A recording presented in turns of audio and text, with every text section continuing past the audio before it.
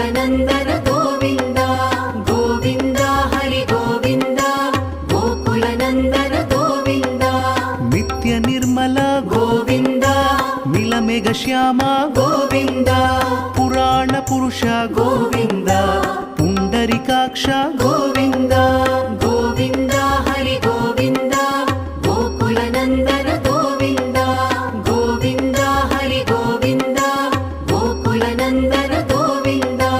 नन्दनन्दन गोविन्द नवनीत चोर गोविन्द पशुपालक श्री गोविन्द पाप विमोचन गोविन्द